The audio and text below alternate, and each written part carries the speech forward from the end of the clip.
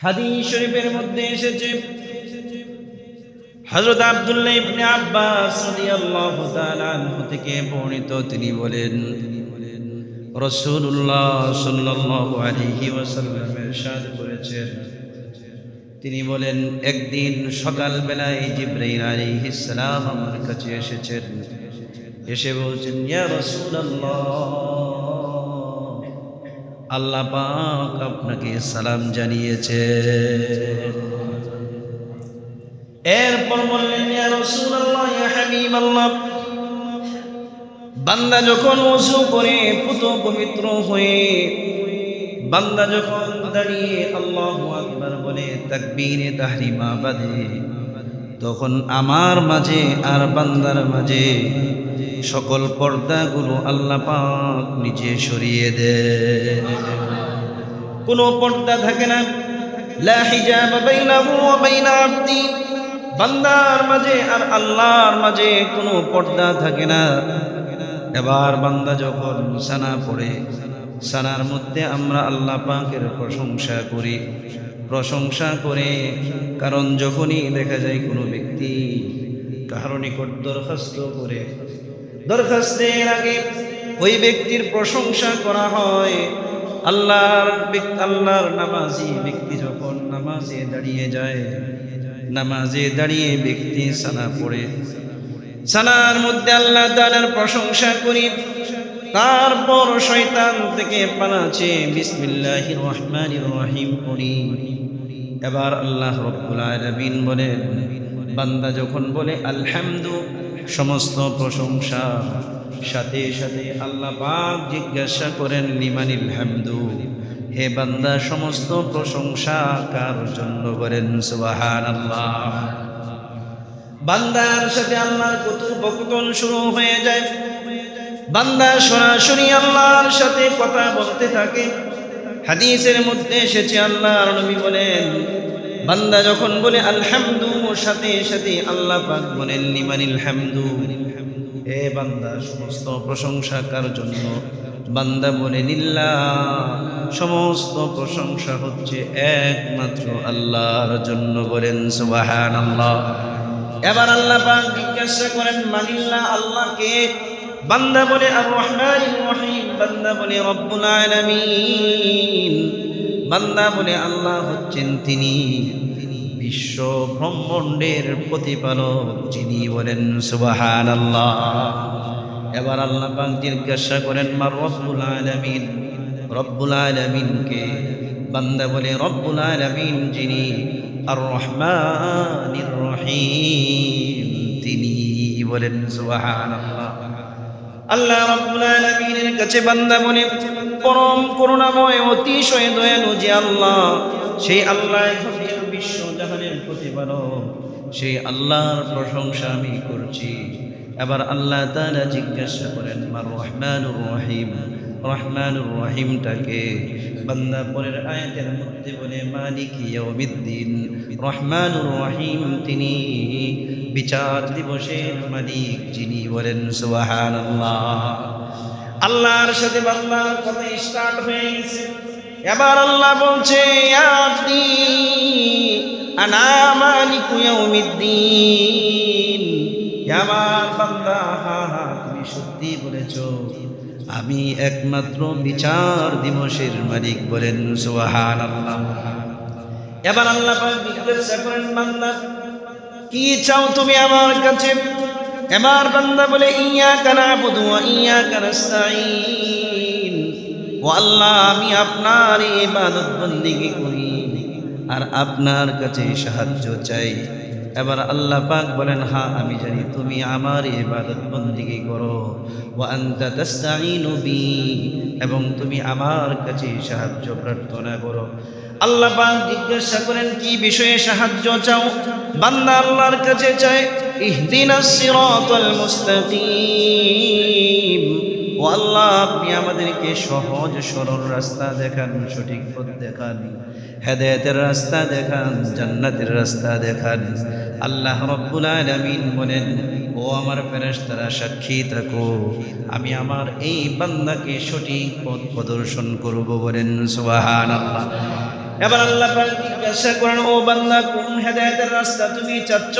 বান্দা বলে সিরাতাল লাযিনা আনআমতা আলাইহিম, ও আল্লাহ আমি তাদের পথ চাচ্ছি যাদের উপর আপনি রহমত নাজিল করেছেন, অনুগ্রহ নাজিল করেছেন, যে বান্দাদের উপর আপনি আল্লাহ সন্তুষ্ট হয়ে গেছেন। এবার আল্লাহ পাক বলেন, ও ফেরেশতারা সাক্ষী থাকো, আমি আমার এই বান্দাকে আমার সন্তুষ্ট প্রাপ্ত বান্দাদের অন্তর্ভুক্ত করে নিলাম। এবার বান্দা আল্লাহর কাছে বলে, আল্লাহ গায়রিল মাগদুবি আলাইহিম ওয়ালাদ-দাল্লিন, ও আল্লাহ আপনি তাদের প্রতি আমাকে পরিচালিত করবেন না যাদের উপর আপনি গজব নাজিল করেছেন, আপনি অসন্তুষ্ট হয়েছেন। তারা কারা? তারা হচ্ছে ইহুদি, খ্রিস্টান, বেঈমান, নাস্তিক। বর্তমানের ডোনাল্ড ট্রাম্প, নেতানিয়াহু এবং ভারতের মোদি সহ যত ধরনের ইহুদি, বেঈমান, খ্রিস্টান, নাস্তিক আছে, আল্লাহর নাফরমান আছে, আমরা আল্লাহর কাছে দোয়া করি, আল্লাহ আপনি এদের প্রতি আমাদেরকে পরিচালিত করিয়েন না।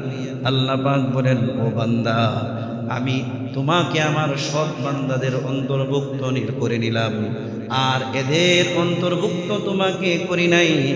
এদের পথ থেকে আমি আল্লাহ তোমাকে বাঁচিয়ে রাখবো। এবার বান্দা বলে আমিন, মুসল্লিরাও বলে আমিন, সমস্ত ফেরেশতারা বলে আমিন। আল্লাহ পাক বলেন, এত আমিন যে দোয়ায় একত্রিত হয়েছে, আমি আল্লাহ সেই দোয়া কবুল করে নিলাম। শুধু এতটুকুই নয়, মুসলিমের বর্ণনায় এসেছে, ইবনে হিব্বান, ইবনে মাজাহ সহ বড় বড় হাদিসের গ্রন্থের মধ্যে এসেছে, عن أبي هريرة رضي الله تعالى عنه قال سمعت رسول الله صلى الله عليه وسلم يقول, আল্লাহর নবীর প্রিয় সাহাবী হযরত আবু হুরায়রা রাদিয়াল্লাহু তাআলা আনহু থেকে বর্ণিত, তিনি বলেন, আমি আল্লাহর নবীকে বলতে শুনেছি, قال الله تعالى, আল্লাহর নবী যে হাদিসটি বর্ণনা করেছেন এটাকে বলা হয় হাদিসে কুদসি। আল্লাহ রাব্বুল আলামিন বলেন, কাসামতুস সালাতা বাইনি ওয়া বাইনা আবদি নিসফাইনি ওয়া লিআবদি মা সাআলা। আল্লাহ রাব্বুল আলামিন বলেন, আমি নামাজকে দুই ভাগে ভাগ করেছি, এক ভাগ বান্দার জন্য আর এক ভাগ আমার জন্য। আর নামাজে আমার বান্দা আমার কাছে যা চায় আমি আল্লাহ তাকে সব কিছু দান করি। বলেন সুবহানাল্লাহ। হাদিসের মধ্যে এসেছে, আকরাবু মা ইয়াকুনু বিহিল আবদু মির রাব্বিহি ওয়া হুয়া সাজিদুন ফাকসিরুদ দুআ। আল্লাহর নবী বলেন, বান্দা যখন সেজদার মধ্যে থাকে তখন সেজদারত অবস্থায় সে আল্লাহর সবচেয়ে নিকটবর্তী হয়ে যায়। আল্লাহর নবী বলেন, সুতরাং তোমরা সেজদারত অবস্থায় আল্লাহর কাছে বেশি বেশি দোয়া করো। এবার চলুন হাদিসের দিকে যাই। আল্লাহ রাব্বুল আলামিন বলেন, আমি সূরাতুল ফাতিহা অথবা নামাজকে দুভাগে ভাগ করেছি, এক ভাগ হচ্ছে বান্দার জন্য আর এক ভাগ হচ্ছে আমার জন্য। আর আমার বান্দা যা চায় আমি আল্লাহ পাক তাকে সব কিছু দান করি। বলেন সুবহানাল্লাহ। ওয়া ইযা ক্বালা আল-আবদু আলহামদুলিল্লাহি রাব্বিল আলামিন, বান্দা যখন আলহামদুলিল্লাহি রাব্বিল আলামিন বলে, ক্বালা আল্লাহু তাআলা হামিদানি আবদি, সাথে সাথে আল্লাহ পাক বলে, আমার বান্দা আমার প্রশংসা করেছে। বলেন সুবহানাল্লাহ। ওয়া ইযা ক্বালা আর-রাহমানির রহিম, ক্বালা আল্লাহু তাআলা আসনা আলাইয়া আবদি, বান্দা যখন আর-রাহমানির রহিম বলে, আল্লাহ পাক বলেন, আসনা আলাইয়া আবদি, আমার বান্দা আমার গুণকীর্তন করেছে। বান্দা যখন বলে মালিকি ইয়াউমিদ্দিন, সাথে সাথে আল্লাহ পাক বলেন, মাজ্জাদানি আবদি ওয়াকালা মাররাতান ফাওয়াদা আবদি। বান্দা যখন বলে মালিকি ইয়াউমিদ্দিন, আল্লাহ পাক বলে, আমার বান্দা আমার বড়ত্বের আলোচনা করেছে, বড়ত্ব বর্ণনা করেছে। আবার আল্লাহ পাক বলেন, আমার বান্দা তার জীবনের সব কিছু আমার উপর ন্যস্ত করে দিয়েছে। বলেন সুবহানাল্লাহ। বান্দা যখন বলে ইয়্যাকা না'বুদু ওয়া ইয়্যাকা নাস্তাঈন, বান্দা যখন ইয়্যাকা না'বুদু ওয়া ইয়্যাকা নাস্তাঈন বলে, আল্লাহ রাব্বুল আলামিন বলেন হাদা বাইনি ওয়া বাইনা আবদি ওয়া লিআবদি মা সালা। এই যে আমার বান্দার মাঝে ব্যাপারটা ইয়্যাকা না'বুদু ওয়া ইয়্যাকা নাস্তাঈন, এটা আমার বান্দার আর আমার ব্যাপার। আমার বান্দা যা চাবে আমি আল্লাহ সব কিছুই দিব, আমি বিন্দু পরিমাণ কারো কোনো পরোয়া করি না। বলেন সুবহানাল্লাহ। আমার বান্দাকে আমি দিলে কি আমাকে কি বলবে? আল্লাহকে বলার মতো কেউ নাই, জিজ্ঞাসা করার মতো কেউ নাই, জবাবদিহিতা নেওয়ারও কেউ নাই। আল্লাহ পাক বলেন আল্লাহুস সামাদ, আল্লাহ হচ্ছে অমুখাপেক্ষী, কাউকে বিন্দু পরিমাণ পরোয়া করেন না। আল্লাহ পাক বলেন এটা হচ্ছে আমার মাঝে আর বান্দার ব্যাপার, আর কারো কোনো ব্যাপার না। আমার বান্দা আমার কাছে যা চায় আমি আল্লাহ পাক তাকে সব কিছু দান করি। বলেন সুবহানাল্লাহ। বান্দা যখন বলে ইহদিনাস সিরাতাল মুস্তাকিম সিরাতাল লাযীনা আন'আমতা আলাইহিম গায়রিল মাগদুবি আলাইহিম ওয়ালাদ-দাল্লিন, বান্দা যখন এটা বলে আল্লাহ তাআলা বলেন হাদা লিআবদি ওয়া লিআবদি মা সালা, এটা আমার বান্দার জন্য আর আমার বান্দা যা চায় আমি আল্লাহ পাক তাকে তাই দান করি। বলেন সুবহানাল্লাহ। এই যে আল্লাহর সাথে বান্দার নামাজে কি হয়, কথাবার্তা শুরু হয়ে যায়। আল্লাহ পাক যে উত্তর দেন, আল্লাহর অনেক প্রিয় বান্দারা সেই উত্তর শুনতে পর্যন্ত পান। বলেন সুবহানাল্লাহ। আমাদের তো নামাজে 10 মিনিট সময় থাকে, জনের মধ্যে 90 জন মুসল্লির 1 মিনিটও নামাজে মন থাকে না। কথা কোন ঠিক না? 1 মিনিটও নামাজের মধ্যে মন ধরে রাখবে এরকম মন মানসিকতাও নাই, এরকম চিন্তা ভাবনা পর্যন্ত নেই। কিন্তু আপনি যখন অর্থের দিকে লক্ষ্য করবেন, আপনি যখন আজকে জানতে পারলেন আল্লাহর সাথে আমার ডাইরেক্ট কথাবার্তা, প্রধানমন্ত্রী যদি ফোন দিয়ে বলে আব্দুর রহিম কি খবর তোমার, তো এই ব্যক্তির আর বিবি বাচ্চার খবর থাকবে? কথা কয় না। বিবি বাচ্চার খবর থাকবে, বন্ধু বান্ধবের খবর থাকবে, বরঞ্চ অন্য কেউ তাকে যদি ওয়াইটিংয়ে কল দিতে থাকে বিরক্ত হয়ে যাবে বিরক্ত হয়ে যায়। আজ প্রধানমন্ত্রীর সাথে আমি কথা বলছি, আর গোটা পৃথিবীর সমস্ত প্রধানমন্ত্রীকে যিনি সৃষ্টি করেছেন, বিশ্ব ব্রহ্মাণ্ডের রব যিনি, তার সাথে বান্দা নামাজে দাঁড়িয়ে কথা বলতেছে, অথচ আল্লাহ কথার উত্তর দেন আমার তো মন সেই দিকেই নেই। কথা কোন ঠিক না বেঠিক? আমার মন কি সেই দিকে নাই? আমার মন তো হচ্ছে ভিন্ন ভিন্ন দিকে চলছে। নামাজের অবস্থা এমন, এক হুজুরের কাছে কিচ্ছা শুনছিলাম যে হুজুর ইমাম সাহেব নামাজ পড়াচ্ছে, মসজিদ ভর্তি মুসল্লি, ইমাম সাহেব তৃতীয় রাকাতে বসে গেছে। কয় রাকাতে? 4 রাকাত বিশিষ্ট নামাজে তৃতীয় রাকাতে কি বসে গেছে। একমাত্র এক মুসল্লি আল্লাহু আকবার বলে সে কি দিছে? লোকমা দিছে। কয়টা মুসল্লি? একজন, আর কেউ কোনো সারা শব্দ করে নাই। এখন আসেন আল্লাহু আকবার বলে লোকমা দেওয়ার সিস্টেম। ইমাম সাহেব যখন ভুল করবে নামাজে, তখন সুন্নত হচ্ছে বান্দা সুবহানাল্লাহ বলবে। কি বলবে? জোরে জোরে সুবহানাল্লাহ সুবহানাল্লাহ বলতে থাকবে। ইমাম সাহেব বুঝতে পারবে যে তার ভুল কোথায় হয়েছে। আমরা কি করি? যদি ইমাম সাহেব ভুল করে কি দেই? আল্লাহু আকবার। না, এটা ভুল পদ্ধতি। এটা কি পদ্ধতি? ভুল পদ্ধতি। সুন্নত তরিকা হচ্ছে, সুন্নত পদ্ধতি হচ্ছে সুবহানাল্লাহ বলবে। মুসল্লিরা কি বলবে? সুবহানাল্লাহ বলবে।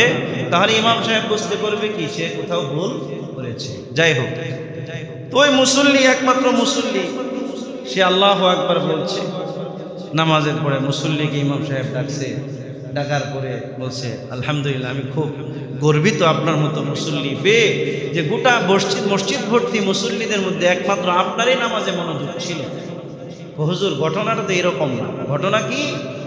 আমার 4টা দোকান। কয়টা দোকান? 4টা দোকান। প্রত্যেক রাকাতে আমি এক দোকানের হিসাব করি। আজকে যখন 3 নাম্বার দোকানের হিসাব শেষ করছি, দেখছি আপনি বসে গেছেন। তার মানে এক দোকানের হিসাব রয়েছে, আর মানে এখনো 1 রাকাত বাকি আছে। এখনো কি আছে? 1 রাকাত বাকি আছে। নামাজে যখন আমরা আসি, দুনিয়ার যত আউল ফাউল আজে বাজে চিন্তা ভাবনা আছে সব মাথার মধ্যে আছে। কথা কোন ঠিক না? ওই 10 বছর আগের কথা, অন্য সময় মনে হয় না, কিন্তু নামাজের সময় মনে হয়। কথা কোন ঠিক না বেঠিক? অন্য সময় কি হয় না, মনে হয় না। কখন মনে হয়? নামাজের সময় মনে হয়। কোথায় কি হারাইছেন আপনার কোনো সময় মনে হবে না, যখন নামাজে আসছেন ও এটা তো আমি অমুক বক্সে অমুক জায়গায় এই কাগজটা রাখছিলাম, মাত্র মনে হয়েছে। কথা কোন ঠিক না বেঠিক? নামাজে আসার পরে যত আউল ফাউল চিন্তা ভাবনা সব চলে আসে। অথচ নামাজি ব্যক্তির এরকম হওয়ার কথা ছিল না। সাহাবায়ে কেরাম নামাজ পড়েছেন, এমন এক অবস্থায় তারা নামাজ পড়েছেন, হাদিস শরীফের মধ্যে এসেছে যে কাআন্নামা রুউসুনা আলা তাইর। হাদিস শরীফের মধ্যে এসেছে ডালে যখন পাখি বসে, এই ডাল যদি নড়াচড়া করে পাখি বসবে? কথা বলে না। যে ডাল নড়াচড়া করে এই ডালে কি পাখি বসে? সাহাবায়ে কেরাম নামাজে এমনভাবে দাঁড়াইতেন যে তাদের মাথার মধ্যে পাখি বসতো, পাখি ভাবতো এটা মনে হয় কোনো জড় পদার্থ নড়াচড়া করতেছে না। বলেন সুবহানাল্লাহ। আরেক বর্ণনা এসেছে সাহাবায়ে কেরামের নামাজে কি পরিমাণ মনোযোগ ছিল। আপনারা জানেন উহুদের যুদ্ধে মুসলমানদের প্রাথমিক পরাজয় হয়েছিল, শেষে বিজয় হয়েছে। উহুদের যুদ্ধে আল্লাহ নবী দুজন সাহাবীকে গিরির পথে মুজাহিদ বাহিনীর দায়িত্ব দিলেন, তোমরা শত্রুপক্ষ দেখবা, এই শত্রুপক্ষ তোমরা সারা রাত পাহারা দিবা, যেন কোনো শত্রুপক্ষ এদিক দিয়ে প্রবেশ করতে না পারে। সাহাবায়ে কেরাম দুজনে মিলে বসে রইলেন। এক সাহাবী বলছেন, শোনো, সারা রাত দুজন সজাগ থাকার দরকার নেই, তুমি ঘুমাও, আমি পাহারা দিই। ওই সাহাবী বলছেন, না, তাহলে তুমি ঘুমাও, অর্ধরাত পর্যন্ত তুমি ঘুমাবা, বাকি সময় কি দিব, আমি পাহারা দিব। ওই সাহাবী, যে সাহাবী তো ঘুমিয়ে গেছে, যে সাহাবী সজাগ ছিল, তিনি চিন্তা করলেন অযথাই সময় নষ্ট হচ্ছে, লাভ কি, নামাজে কোরআন তেলাওয়াত করি। বলেন সুবহানাল্লাহ। আমরা যখন অবসরে থাকি তখন একটা কাজ করি, সেটা হচ্ছে মোবাইল। সেটা কি ভাই? মোবাইল। যে অবসর সময়টা কেন নষ্ট করতেছি? মোবাইল দেখি। কথা কয় ঠিক না বেঠিক? সাহাবায়ে কেরামের কি ছিল? সাহাবায়ে কেরামের ছিল সময় নষ্ট হচ্ছে, নামাজ পড়ি না হয় কোরআন তেলাওয়াত করি। বলেন সুবহানাল্লাহ। ওই সাহাবী বললেন, নামাজে কোরআন তেলাওয়াত করি, আমার সময়টা কাজে লাগে। নামাজে দাঁড়িয়ে তিনি প্রথম রাকাতে সূরা কাহাফ শুরু করেছেন। সূরা কাহাফ প্রায় 12 পৃষ্ঠার উপরে সূরা কাহাফ তিনি শুরু করেছেন। সূরা কাহাফ যখন অর্ধেক পড়া হয়েছে, কাফেরদের থেকে একটা তীর তার ডান পায়ের রানের মধ্যে এসে ঢুকেছে। কি ঢুকেছে? তীর। এই তীর এদিক দিয়ে ঢুকে এদিক দিয়ে বের হয়ে গেছে। তিনি নামাজের মধ্যে বিন্দু পরিমাণ নড়াচড়া করেন। ওই কাফের মনে করছে যে তীরটা মনে হয় লাগে নাই, লাগলে তো নড়াচড়া করতো। আবার মারছে, আরেকটা মারার পরে সেটা ডান পা দিয়ে ঢুকে এটা ভেদ করে বাম পায়ের রানের মধ্যে এসে ঢুকে আটকে আছে। সাহাবী চিন্তা করলেন, প্রচুর পরিমাণে রক্ত বের হচ্ছে, আমি যদি বেহুশ হয়ে যাই তাহলে আমার সাথীকে তো কেউ ডাকবে না। আল্লাহর রাসূল তো আমাদেরকে দায়িত্ব দিয়েছেন সকাল পর্যন্ত। এটা চিন্তা ভাবনা করে তার সাথীকে ডাকতে হবে, এই জন্য তিনি খুব দ্রুত নামাজ শেষ করে সাথীকে সজাগ করছেন। সাথী তার অবস্থা দেখে আশ্চর্য হয়েছে। কি অবস্থা তোমার? তো সব কিছু রক্তে রঞ্জিত হয়ে গেছে। বলছে, দোস্ত, আমি শুধুমাত্র আল্লাহর রাসূলের দায়িত্বের কথা স্মরণ করে নামাজ ছেড়েছি, কিন্তু নামাজের মধ্যে সূরা কাহাফ এত মজা আমি পাচ্ছিলাম, কাফেরদের তীর যখন আমার শরীরের মধ্যে বিচ্ছিল, আর যত বিচ্ছে তত বেশি আমি নামাজের মজা পাচ্ছিলাম। বলেন সুবহানাল্লাহ। আর আমরা তো মশা একটা কামড় দিলে উপায় নেই। কথা কোন ঠিক না বেঠিক? নামাজের মধ্যে ঠাস করে মেরে দেয়। হ্যাঁ, কথা কোন ঠিক না বেঠিক? সাহাবায়ে কেরামের নামাজের এত মনোযোগ ছিল। এর পিছনে কারণ কি? কারণ হচ্ছে সাহাবায়ে কেরাম নামাজে যে আল্লাহর সাথে তারা কথোপকথন করছেন এটা অনুভব করতেন। এটা কি করতেন? অনুভব করতেন। আমাদের তো হচ্ছে নামাজের মধ্যে আমরা ইসলাম, মসজিদে যখন আসি তখন পর্যন্ত আমাদের ইসলাম ঠিক আছে। কি আছে? ঠিক আছে। মসজিদ থেকে বের হওয়ার পরে আর ইসলাম নাই, তখন হচ্ছে অন ইসলামিক সব কিছু আমার কাছে প্রিয়। অথচ আমরা আল্লাহর কাছে কি বলি? ইয়াকা না'বুদু, আল্লাহ আমি শুধু আপনারই ইবাদত করি, আপনারই নির্দেশ মানি, আপনারই নির্দেশ আমার ভালো লাগে, আপনার প্রিয় রাসূলের পন্থাই আমার শুধু ভালো লাগে। আর পৃথিবীর কোনো মতাদর্শ, পৃথিবীর কোনো আইন কানুন আমার ভালো লাগে না, শুধু আপনার যা যা আছে সব কিছু ভালো লাগে, এই জন্য আমি আপনারই ইবাদত বন্দেগী করি, বলেন সুবহানাল্লাহ। আর আমি আপনার কাছেই সাহায্য চাই, কারোর কাছে চাই না। বিপদে আপদে মুসিবতে, আমার সম্পদে লস হয়েছে, আমি আপনার কাছে সাহায্য চাই। সন্তান মারা গেছে, আপনার কাছে সাহায্য চাই। গ্রেফতার হয়েছি, আপনার কাছে সাহায্য চাই। বিপদ আসছে, আমি শুধু আপনার কাছে চাই, কাহারও পিছনে আমি দৌড়াই না। হ্যাঁ, আল্লাহর কাছে আমরা এগুলো মসজিদের মধ্যে বলি, কিন্তু মসজিদ থেকে বের হওয়ার পরে এগুলো মনে থাকে? কথা কয় না? মনে থাকে? মনে থাকে না। সব কিছু আমরা ভুলে যাই। অথচ ইসলামের মতো এত শান্তিপ্রিয় ধর্ম পৃথিবীতে আর আছে? কথা বলেন না? আবার অনেকেই কয়, হুজুর ইসলাম শান্তিপ্রিয়, তো ইসলামের মধ্যে আবার জিহাদ আছে কেন? কথা বলেন না? ডাক্তার যারা আছে সব কি সারা বাংলাদেশের সমস্ত ডাক্তার কি হোমিওপ্যাথিক? কথা কয় না? MBBS আসেনি? সবাই কি এক বিশেষজ্ঞ? সবাই চর্মরোগের বিশেষজ্ঞ? নাক কান গলা আছে না? ক্যান্সার বিশেষজ্ঞ আছে না? যারা ক্যান্সার বিশেষজ্ঞ এরা কি গেলে শুধু আপনাকে ট্যাবলেট দেয়, নাকি হাত পা চিড়ে ভিতর থেকে ক্যান্সার বের করে? কথা কয় না? ক্যান্সার বের করে কি বের করে না? থেরাপি দেয় কি দেয় না? থেরাপি দেয়, অপারেশন করে টিউমার বের করে। এখন আপনি ডাক্তারকে যদি বলেন, ডাক্তার সাহেব আপনার মতো এমন নির্দয় মানুষ আর দেখছি না, আপনি এই রুগীটার পেট ছিঁড়লেন, বুক ছিঁড়লেন, হ্যাঁ কি কি বের করলেন, এই যে চিরাচিরি করলেন, কাটাকাটি করলেন, আপনি তো নির্দয়, আপনি তো জালেম। ডাক্তার কি বলবে? আরে বেটা, আমি জালেম তো হইছি এই রোগীর সুস্থতার জন্য। কথা কোন ঠিক না বেটি? আল্লাহ তাআলা জিহাদ ইসলামের মধ্যে রাখছেই জালেমদেরকে ধ্বংস করার জন্য। কথা কোন না? জালেমদেরকে ধ্বংস করার জন্য। যখন জালেমরা খুব বেশি পরিমাণে বেড়ে যাবে, আল্লাহ পাক বলেন অস্ত্র ধর। আর কোনো ধরনের কি নাই, পিছু হটার বিন্দু পরিমাণ সময় নাই। অস্ত্র ধরে সামনের দিকে এগিয়ে যাও। আমি আল্লাহ পাক তোমাদেরকে ফেরেশতাদের মাধ্যমে, বিভিন্ন মাধ্যমে আমি তোমাদেরকে সাহায্য করব, বলেন সুবহানাল্লাহ। তো সম্মানিত হাজিরিন, যেটা বলছিলাম সেটা হচ্ছে নামাজের মধ্যে আল্লাহ পাকের কাছে আমরা সব কিছু বলি। আর এর পিছনে কারণ কি?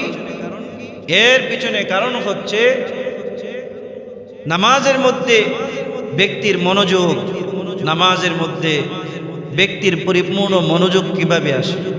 পরিপূর্ণ মনোযোগ আসার পিছনে একমাত্র উপায় হচ্ছে নামাজে আমি আল্লাহর সাথে কি বলছি, আল্লাহ আমার কথার কি প্রতি উত্তর দিচ্ছেন, এটা অবশ্যই অবশ্যই চিন্তা ভাবনা করা। কথা কোন ঠিক না বেঠিক? যদি আপনার মনের মধ্যে এরকম কিছু না থাকে, তোতা পাখির মতো আমি সূরা ফাতিহা মুখস্থ করছি, 2-3টা সূরা মুখস্থ করছি, এটি বললাম, নামাজে আমার কি আলোচনা, কি আমি আল্লাহর কাছে ব্যক্ত করছি, আল্লাহ পাক আমার কাছে কি বলছেন, এইগুলো যদি আপনার মনের ভিতরে না থাকে, তাহলে আপনার নামাজে মনোযোগ আসবে, নামাজে মনোযোগ আসবে না। বান্দা যখন সিজদায় গিয়ে, রুকুতে গিয়ে আমরা সুবহানা রাব্বিয়াল আযীম পড়ি কি পড়ি না? কথা বলেন না? পড়ি না? আল্লাহ সেখানে উত্তর দেয়। আল্লাহ পাক বলেন সাব্বাহা আবদি, এই ফেরেশতারা দেখ, আমার বান্দা আমার তাসবিহ পাঠ করছে, বলেন সুবহানাল্লাহ। বান্দা যখন কোথায় যায়, সিজদায় গিয়ে বলে সুবহানা রাব্বিয়াল আলা, তো আল্লাহ পাক বলেন সাব্বাহা আবদি, আমার বান্দা দুনিয়ার সমস্ত সম্পর্ক ত্যাগ করে সে আমার কুদরতি পায়ের মধ্যে লুটে পড়ে সে আমার তাসবিহ পাঠ করছে। ফেরেশতাদের সাথে আল্লাহ পাক গর্ব করতে থাকেন আর বলতে থাকেন সাব্বাহা আবদি, আমার বান্দা আমার তাসবিহ পাঠ করছে, বলেন সুবহানাল্লাহ। নবী করিম সাল্লাল্লাহু আলাইহি ওয়াসাল্লাম বলেন, ব্যক্তির হৃদয়ে যদি ইসলামের পরিপূর্ণ আনুগত্য, বিশ্বাস, আল্লাহর বড়ত্ব, আল্লাহর সিফাত এবং আল্লাহ পাকের ক্ষমতা সব কিছু যখন ব্যক্তির হৃদয়ের মধ্যে পরিপূর্ণরূপে থাকবে, তখন ব্যক্তির নামাজের মধ্যে মনোযোগ আসবে। কথা কোন ঠিক না বেঠিক? আমাদের কাজকর্ম একরকম, মৌখিক পরিভাষা একরকম, কাজকর্ম আরেক রকম। আমরা হচ্ছি দ্বিমুখী চরিত্রের মানুষ। কয়মুখী? দ্বিমুখী। আমাদের চরিত্র হচ্ছে কি মুখী ভাই? দ্বিমুখী। মুখে বলি একটা, কাজে কর্মে করি আরেকটা। মুখে বলি মুসলমান, কাজকর্ম হচ্ছে ইহুদি খ্রিস্টানদের। কথা কোন ঠিক নেবে ঠিক। আবার অনেকেই এই কথাটাকে পুঁজি বানায় বলে মুসলমানদের চেয়ে ইহুদি খ্রিস্টানরা ভালো আছে। শুনছেন নি এই ধরনের কথা? কথা বলেন না, শুনছেন? আমাদের চেয়ে বিধর্মীরা ভালো আছে। আরে ভাই, ভালো হওয়ার জন্য যে মূলধন সেটা হচ্ছে ঈমান। ভালো হওয়ার জন্য মূলধন কি? কথা বলেন না।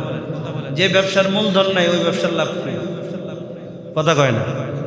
যে ব্যবসার মূলধন নাই এই ব্যবসার কোনো লাভ আছে? বাহ্যিকভাবে যত কিছুই দেখা যাক, এই ব্যবসার কি নাই? কোনো ভিত্তি নাই। ব্যক্তির সফলতা, ব্যক্তির ভালো হওয়ার মূলধন হচ্ছে ঈমান। মূলধন কি ভাই? ঈমান। যে ব্যক্তির ঈমান আছে ওই ব্যক্তির খারাপ গুণ যদি থাকেও আল্লাহ পাক তাকে এক সময় না এক সময় তাকে জান্নাতে নিয়ে যাবেন, বলেন সুবহানাল্লাহ।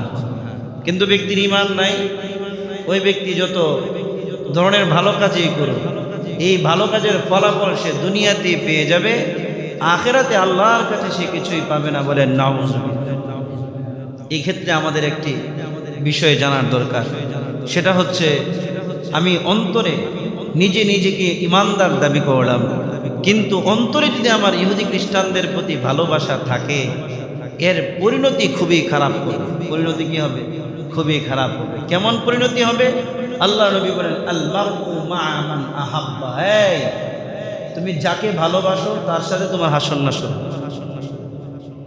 তোমার ভালোবাসা কার প্রতি? তোমার যাদেরকে তুমি ভালোবাসো, এই ভালোবাসার মানুষদের মধ্যে তোমার কয়জন আল্লাহ প্রেমী আছে, কয়জন মুত্তাকি আছে, এটা তোমার একটু খুঁচিয়ে দেওয়ার দরকার, একটু ফরক করার দরকার, যে যাদের সাথে আমি চলি এদের মধ্যে কয়জন মুত্তাকি লোক আছে। আমাদের যাদের সাথে আমরা চলি এর মধ্যে 100 জনের মধ্যে 95 হচ্ছে ফাসিক ফুজ্জার বেঈমান। কথা কোন ঠিক না? আমি নেতা, আমার যাদের সাথে খাতির, এই নেতার সাথে যত খেতার খাতির, সমস্ত খেতাগুলো হচ্ছে সুদখোর, ঘুষখোর, চাঁদাবাজ, এলাকার মানুষের উপর জালেম। কথা কোন ঠিক না?